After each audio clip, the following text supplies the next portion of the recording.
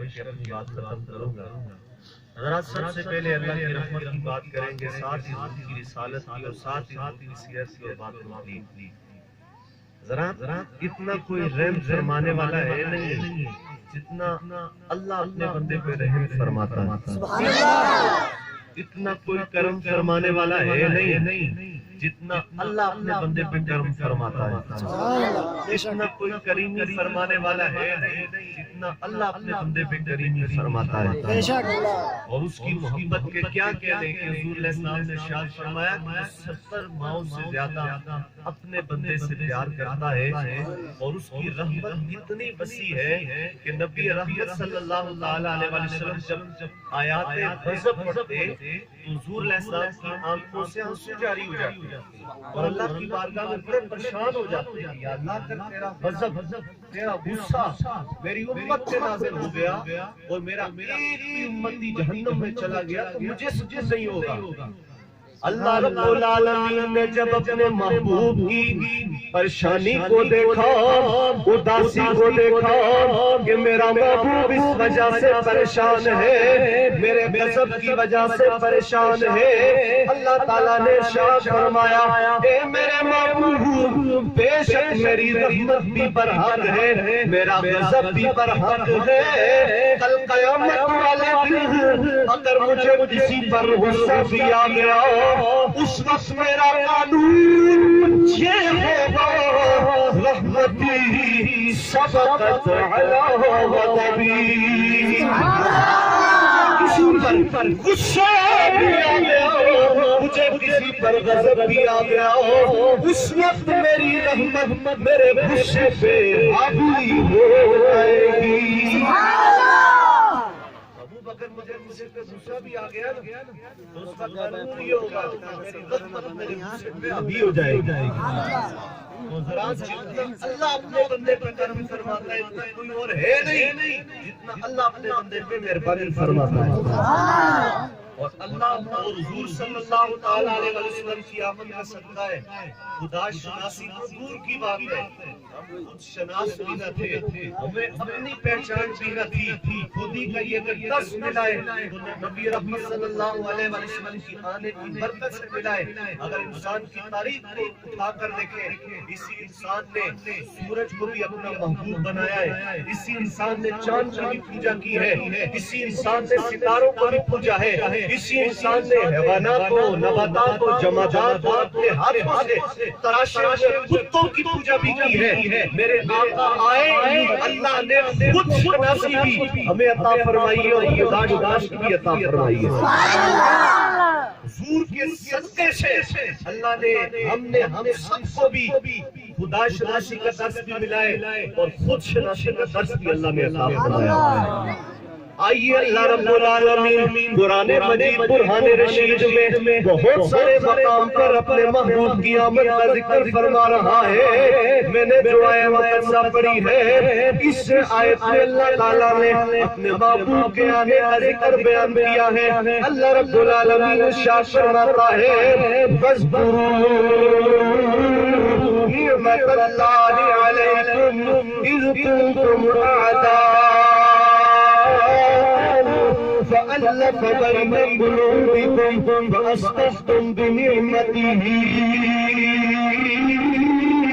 إخوانا۔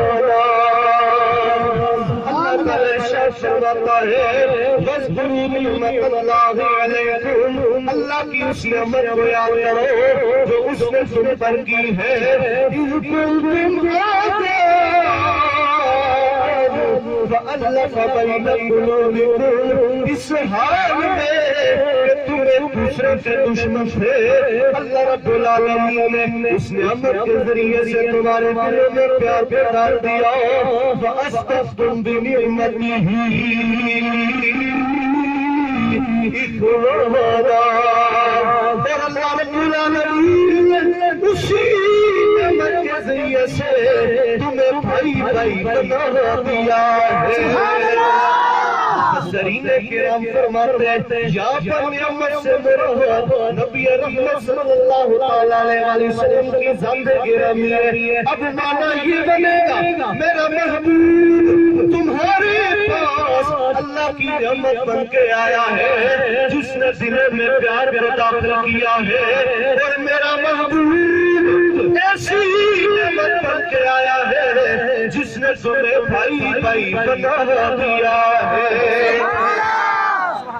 حضور علیہ السلام نعمت بن کے آئے اور ایسی نعمت بن کے آئے کہ حضور علیہ السلام نے دلوں میں پیار کو ڈالا ہے۔ حضور علیہ السلام نے وہی لوگ جو ایک دوسرے کے جانی دشمن تھے، حضور علیہ السلام بطور نعمت و نعمت اس کو بن کے آئے، اللہ نے ان کے دلوں میں پیار کو ڈالا، انہیں بھائی بھائی بنا دیا۔ گرامی و مرتبت حاضرین و سامعین، حضور آئے ہمیں بندگی کا طریقہ ملا، حضور آئے ہمیں انسانیت کا درس حضور نے دیا، حضور آئے ہمیں قرآن ملا، حضور آئے حضور کے صدقے سے ہمیں رحمان ملا، حضور کے صدقے سے قرآن ملا، حضور کے صدقے سے یہ سارے رشتے ناطے اور جتنی عظمتیں جس کو ملی ہے حضور علیہ السلام کے دامن رحمت کے صدقے سے ملی ہے۔ وہ جو نہ تھے تو کچھ نہ تھا، وہ جو نہ ہو تو کچھ نہ ہو، جان ہے وہ جہاں کی، جان ہے وہ جہاں ہے۔ جس کو جو مقام ملا ہے حضور کے صدقے سے ملا ہے۔ حضرات یاد رکھیں یہ کائنات میں دو ہستیاں ایسی ہیں جنہوں نے ممبر پر بیٹھ کر یہ خطبہ ارشاد فرمایا تھا کہ جو سوال کرو جو پوچھو، جو مانگو تمہیں ممبر پر بیٹھے بیٹھے جواب ملے گا۔ ایک یہ دعویٰ میرے اور آپ کے آقا علیہ السلام نے کیا ہے، اور دوسرا یہ دعویٰ مولا علی پاک نے کیا ہے۔ کوفہ کی جامع مسجد ہے، مولا علی پاک ممبر پر جلوہ فروز ہے، اور علی پاک نے سوال کیا، علی پاک نے ارشاد فرمایا جو سوال کرو جو پوچھو جو مانگو تمہیں ممبر پر بیٹھے بیٹھے اس کا جواب ملے گا۔ ایک منافق کھڑا ہوا کہنے لگا اے علی ساری زندگی اللہ کو ایک مانتے رہے ہو، اللہ کی عبادت کرتے رہے ہو، کیا کبھی اپنے رب کو بھی دیکھا یا نہیں دیکھا؟ علی پاک شاہ رضی اللہ تعالیٰ نے ارشاد فرمایا ایسا سوال کرنے والے علی اس وقت سر سجدے سے نہیں اٹھاتا جب جب اپنے رب کا دیدار نہیں کر لیتا ہے۔ جب علی پاک نے یہ خطبہ ارشاد فرمایا، اللہ رب العالمین نے حضرت جبریل علیہ السلام کو ارشاد فرمایا اے جبریل جا کر آج بھی علی سے کوئی سوال کرنا چاہتے ہو تو سوال کر لو۔ حضرت جبریل علیہ السلام لباس بشریت میں حضرت علی پاک شرف خدا رضی اللہ تعالیٰ عنہ کی بارگاہ میں حاضر ہوئے، آپ کے عرض کرنے لگے اے علی بتاؤ جبریل کہاں ہے؟ علی پاک شرف خدا رضی اللہ تعالیٰ عنہ نے اوپر کی طرف نگاہ کو اٹھایا، پھر نیچے دیکھا، پھر دائیں دیکھا، پھر بائیں دیکھا۔ علی پاک نے فرمایا میں نے زمین کی تہوں میں بھی دیکھا ہے، زمین کے ذرات میں بھی میں نے دیکھا ہے، مجھے جبریل نظر نہیں آیا۔ میں نے عرش معلیٰ پر بھی دیکھا ہے، مجھے جبریل نظر نہیں آیا۔